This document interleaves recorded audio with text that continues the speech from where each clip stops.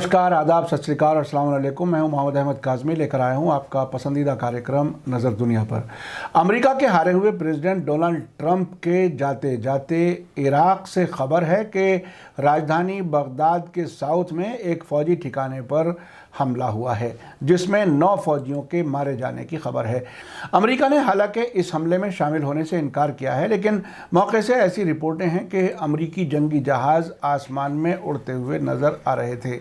हाल ही में इराक़ की एक अदालत ने ईरान के जनरल कासिम सुलेमानी और हश्द शाबी के डिप्टी कमांडर अबू मेहदी अल मुहंदिस को अमेरिकी ड्रोन हमले में कत्ल किए जाने के इल्ज़ाम में अमेरिका के प्रेसिडेंट डोनाल्ड ट्रंप के खिलाफ गिरफ्तारी वारंट जारी किए थे। जनवरी 2020 में हुए इस हमले के बाद इराक़ के अंदर अमेरिकियों के खिलाफ नफरत बढ़ी है। बगदाद के ग्रीन जोन में अमेरिकी एम्बेसी और अमेरिकी फ़ौजी छावनियों पर हमले भी बढ़े हैं। आज 19 जनवरी है और अब ऐसा लगता है कि ट्रंप पर जो आखिरी वक्त पर जंग छेड़ने का अंदेशा था, उन्होंने इराक़ में ये हमला करा दिया है। अब ऐसा नहीं लगता कि ट्रंप ईरान से जंग शुरू कर पाएंगे, लेकिन ट्रंप पर कोई भरोसा भी नहीं किया जा सकता। इसीलिए वॉशिंगटन से लेकर पूरे अमेरिका में और विदेशों में सिक्योरिटी अलर्ट है और सभी जो बाइडन के प्रेसिडेंट के तौर पर हलफ लेने का इंतज़ार कर रहे हैं। इराक़ में क्या कुछ हुआ है और इसके पीछे क्या वजह हो सकती है, आज के एपिसोड में इस बात का तफसील से जायज़ा लिया जाएगा। आखिर तक ज़रूर देखें। आगे बढ़ने से पहले आपसे गुजारिश है कि अगर आपने अभी तक media star world YouTube channel subscribe नहीं किया है तो सब्सक्राइब कर लें और घंटी दबाना ना भूलें, ताकि आपको हमारी हर एक वीडियो की खबर सही वक्त पर मिल सके। अगर हमारी खबर सच्ची और अच्छी लगे तो अपने व्हाट्सएप ग्रुप, फेसबुक, इंस्टाग्राम और ट्विटर अकाउंट पर ज़रूर शेयर करें, ताकि मीडिया स्टार वर्ल्ड की खबरें दुनिया भर तक पहुंच सकें। आज की बड़ी खबर है कि इराक़ की राजधानी बगदाद के साउथ में बाबिल सूबे के जुरफ अल सखर इलाके में कई धमाके हुए हैं। लेबनान के अलमयादीन टेलीविज़न चैनल की रिपोर्ट के मुताबिक आज 19 जनवरी को सुबह सवेरे अल सखर इलाके में धमाकों की आवाज़ें सुनी गईं। जिस इलाके को निशाना बनाया गया है वो इराक़ी फ़ौज के कंट्रोल में आता है। लोकल सोर्सेज का कहना है कि लड़ाकू जहाज़ F-16 और ड्रोन जहाज़ों के हमलों की वजह से 4 धमाके हुए हैं। इराक़ की वॉलंटरी फोर्स हश्द शाबी के नज़दीकी सोर्सेज का कहना है कि इन हवाई हमलों में 9 से ज़्यादा इराक़ी फ़ौजी जवानों की मौत हुई है। यहाँ मिली रिपोर्ट के मुताबिक इस हमले के बाद अमेरिकी लड़ाकू जहाज़ों को इराक़ सीरिया बॉर्डर पर उड़ान भरते देखा गया है। ईरान के प्रेस टीवी चैनल की रिपोर्ट के मुताबिक कई हश्द शाबी की यूनिट्स, जिसमें ख़ास तौर से कतायब हिजबुल्लाह शामिल है, इस इलाके में तैनात रहती हैं। कुछ इराक़ी सोर्सेज का कहना है कि इस हमले का निशाना इराक़ी फ़ौज के जवान थे।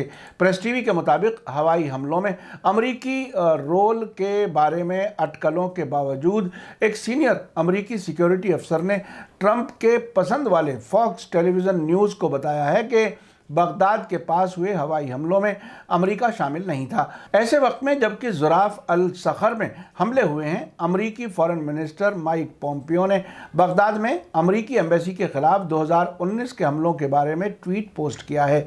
उन्होंने याद दिलाया है कि जब हिंसक यानी वायलेंट प्रोटेस्ट करने वालों ने 2019 के नए साल से पहले की रात को बगदाद में अमेरिकी एम्बेसी पर हमला किया था, तो अमेरिकी फॉरेन मिनिस्ट्री के ख़ास फोर्सेज ने 40 घंटे से ज़्यादा वक्त तक भीड़ से एम्बेसी की हिफाजत की थी, जिसमें कोई भी जान माल का नुकसान या कोई सीरियस चोट नहीं आई थी।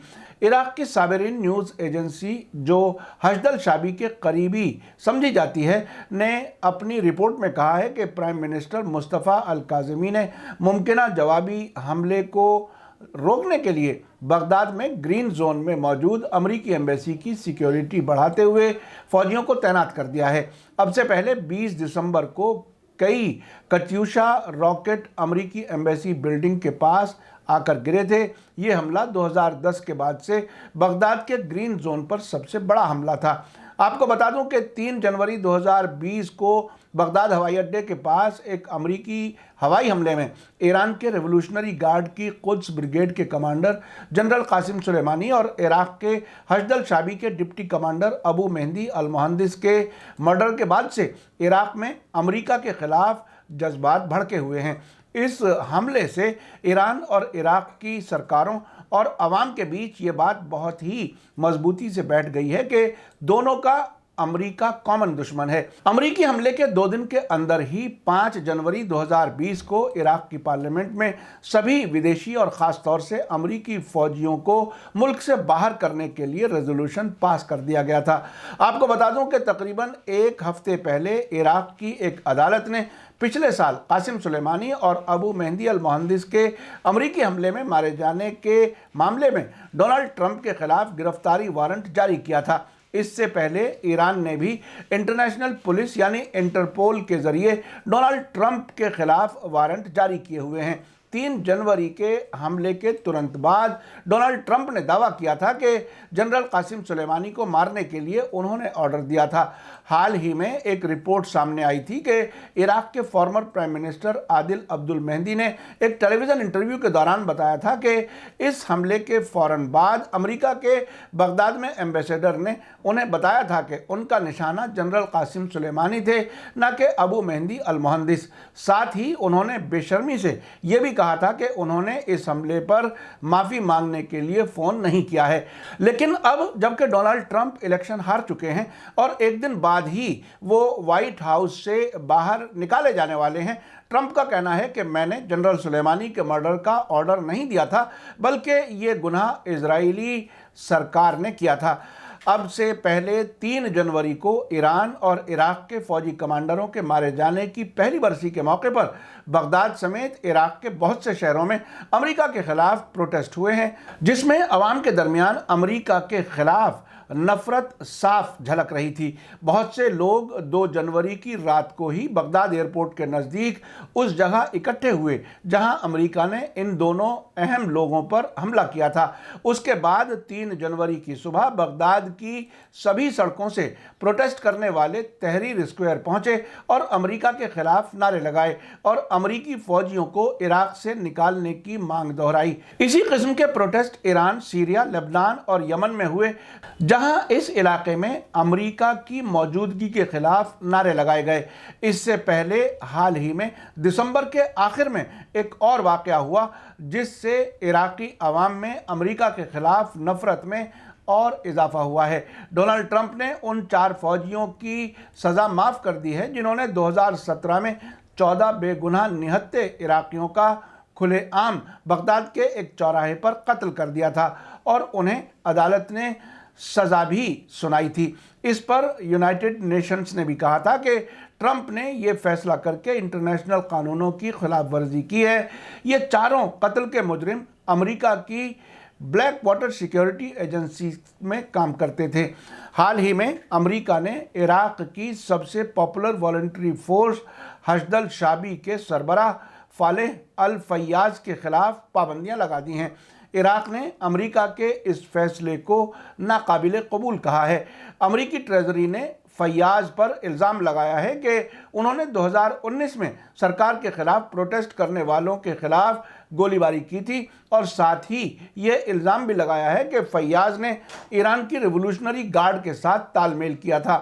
अमेरिका के इस फैसले के बाद इराक की फॉरेन मिनिस्ट्री ने एक बयान जारी करके कहा था कि हम इस बात को कंफर्म करते हैं कि ये फैसला ताज्जुब में डालने वाला है। इस बारे में मेरा समझना है कि ऐसी बात नहीं है कि अमेरिका ये नहीं जानता कि इराक की हशदल शाबी और ईरान के रिवोल्यूशनरी गार्ड के बीच ताल्लुकात हैं। 3 जनवरी 2020 को ईरान और इराक के फौजी कमांडरों का अमेरिकी हमले में एक साथ मारा जाना इसका खुला सबूत है। अमेरिका के जरिए फालेह अल फैयाज पर पाबंदी लगाने का फैसला उन फैसलों में से एक है जिसमें यह कोशिश की गई है कि नए प्रेसिडेंट जो बाइडन के लिए मिडिल ईस्ट में ज़्यादा मुश्किलें खड़ी कर दी जाएं ताकि वो ट्रंप की पॉलिसीज़ में बड़ी तब्दीली ना कर सकें। अब से पहले ट्रंप ने यमन के हूथियों को विदेशी टेररिस्ट ऑर्गेनाइजेशन और उसके बड़े 3 लीडर्स को इंटरनेशनल टेररिस्ट लिस्ट में शामिल करने का फैसला किया था ताकि यमन जंग रोकने की कोई कोशिश कामयाब ना हो सके। आपको बता दूं कि 2003 में इराक पर अमेरिकी हमले के बाद दिसंबर 2011 में सभी अमेरिकी फ़ौजें इराक से वापस चली गई थी, बल्कि उन पर दबाव बनाकर उन्हें इराक से बाहर निकाला गया था। उसके बाद दाइश टेररिस्ट ग्रुप के ज़रिए इराक और सीरिया के बहुत से इलाकों पर कब्जे के बाद अमेरिका ने दाइश से लड़ने के बहाने फिर से फ़ौजें इराक में भेजी थीं, जबकि इराक और सीरिया की सरकारों की तरफ से बहुत बार ये इल्ज़ाम लगाया जा चुका है कि खुद अमेरिका, इजराइल, तुर्की और सऊदी अरब टेररिस्ट ग्रुप्स की मदद करते हैं। अब इराक में हशदल शाबी के ठिकानों पर हमले वहाँ आतंकवाद के खिलाफ लड़ी जा रही जंग को कमज़ोर करने की कोशिश का हिस्सा है।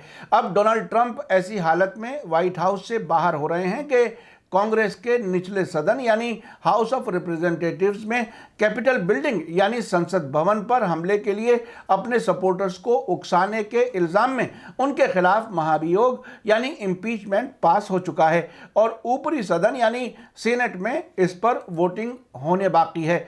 अगर सीनेट में भी इम्पीचमेंट पास हो गया तो डोनाल्ड ट्रंप अब के बाद दोबारा प्रेसिडेंट के ओहदे के लिए इलेक्शन नहीं लड़ सकेंगे। मिडिल ईस्ट के वाक़यात से ये बात साफ है कि अमेरिका जो कुछ कहता है हकीकत उसके बिल्कुल खिलाफ है।